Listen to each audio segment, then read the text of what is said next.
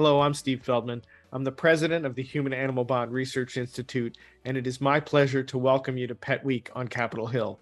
You may notice that we're still providing virtual programming. It turns out over the last 2 years, people really liked watching this short, informative programming about all things related to pets and the human animal bond. So we're going to keep doing that. But if you're on Capitol Hill or part of the pet care community and you're nearby, you are invited to come to Capitol Hill on Wednesday night to actually have a live pet night on Capitol Hill for the first time since 2019. So I hope you'll watch the virtual programming and I hope you'll join us in person. We are so excited to be with you. And there'll be many people from the pet care community on Capitol Hill this week talking about all the different ways that pets and people are important in each other's lives. I do want to thank our session sponsors, and I want to thank all the sponsors of Pet Week on Capitol Hill who made this programming possible. All of them are committed to bringing you important information about pets in our lives. So why Pet Week? Pets are important to all Americans. More than 70% of US households have pets, so that's the majority of people who have pets or have had pets in their lives. The pet industry is a more than $120 billion business and growing. There are more than 125,000 veterinarians in the United States and more than 130,000 people who work in pet supply stores. So all of these people are working to help us take care of our pets. And more than 98% of people at this point say pets are family. So that's fantastic, but there are real issues facing so many pet owners. Pet-friendly housing is too hard to find. Making sure people have access to the veterinary care they need is so important. And of course, we want to help all the people and pets affected by the pandemic and by natural disasters, which happen all the time. So we're going to be covering a lot of these issues as we go forward, but I just wanted to set the stage and say pets are important in American life, and pets are important from a policy perspective. So I look forward to sharing so much of this with you today, and we have so many experts throughout the week who are going to talk about different aspects of pets and people and how we can keep them together. So the first thing I want to do is make sure I introduce you to the Human Animal Bond Research Institute. We're a nonprofit organization, and our vision is really that everybody recognizes how important pets are for our health and wellness. And I'm going to show you that there's some science behind that. And of course, we start off by doing research. We're primarily a research and education organization, but we also want to advocate for different ways that we can make society more pet friendly because pets are so important to people and families and entire communities. So when you think about HABRI, think about us as a resource for everything related to pets and the human-animal bond. Working in conjunction with Purdue University, we've built the world's largest library of human-animal interaction science. We're funding directly more than 45 projects, which are really looking at every aspect of the human-animal bond with good, high-quality scientific research. And we're relying on that research to support policies that make society more pet friendly. So think of us as a resource for you. You can always come to habri.org. And if you're working on Capitol Hill, always reach out to us if there's anything you need, any data you need related to pets. The companies and organizations that make all of this possible really represent the broadest spread across the pet care community. Everybody who helps us take care of pets is participating in the Human-Animal Bond Research Institute, supporting this research, and they themselves have tremendous resources to help us care for the pets that we love so much.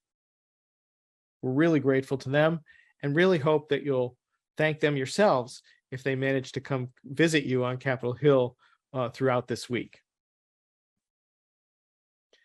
So the first thing I want to say is that there's just a wide range of health benefits. We could do this whole presentation on the different health benefits of having pets in our lives.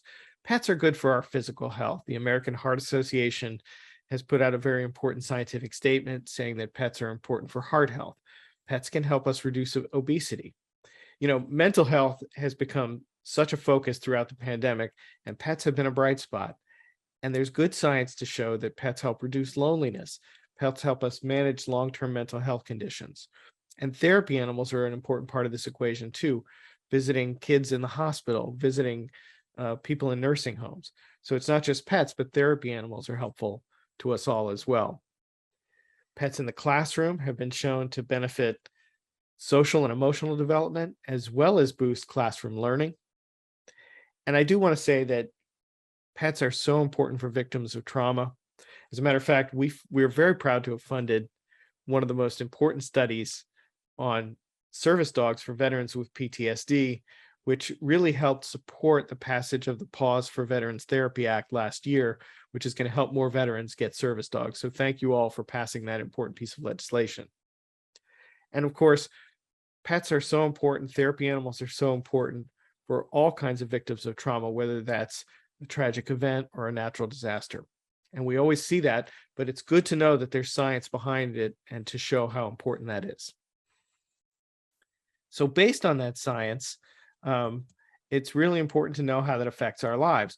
We actually went out and did a large survey of pet owners across America to find out how much they knew about the science and how that affected their behavior. And that's what I want to share with you right now. First of all, it turns out that most people are aware of at least one health benefit of the human-animal bond, that there's science behind it. And most people, in fact, are aware of, on average, 12 benefits. Then when you ask what benefits they're aware of, they're focused on mental health, no surprise, loneliness, depression, stress, anxiety. Pets have become so important to our family and so important to individuals, and a lot of that is because they're benefit to our mental health. And people are talking about the benefits of pets in our lives. Friends and family, doctors, therapists, veterinarians are all recommending to each other pets for healthier living, for better health. As a matter of fact, when you add it up, more than 1 in 5 people have had a pet recommended for their health by a doctor or therapist. So now we're seeing pets integrated into our healthcare system, a recognition of the importance of pets for our mental and physical health. So we know that pets are good for us. What about the pets?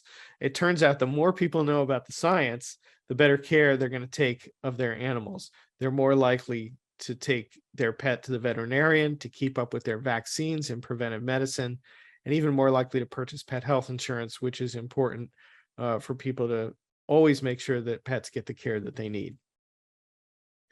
In fact, people say they'll spend more time with their pets. They'll be more likely to microchip their pets if they're lost or stolen. So it's really important that we continue to share this science because pets will benefit. And in fact, when people recognize how good pets are for them, they're willing to make major life changes. They're willing to change jobs and look for pet-friendly housing because people want pets where they live and work. And now we have statistics that really show how integral pets are in people's lives. There's strong support for pets in society. People believe that emergency and temporary housing should accommodate pets, that doctors should recommend pets, which they are, and that health and life insurance companies should even give discounts for pet ownership because pets make us healthier. And very important for everyone in government, people really think the government has a role, that from a public health perspective, we should be encouraging pet ownership for healthier living for everybody. So there's strong support for pets in society, and this mutually beneficial human-animal bond is good for us, and it's also good for the pets. So what can you do? First of all, I hope you'll stay curious and understand the scientific research that shows how pets are good for us and recognize the strength of that science to really transform society and encourage people to take actions that'll result in better public health. And you have a role to play in terms of supporting policies that encourage pet ownership and create more pet-friendly housing and support veterinarians who take such good care of our pets.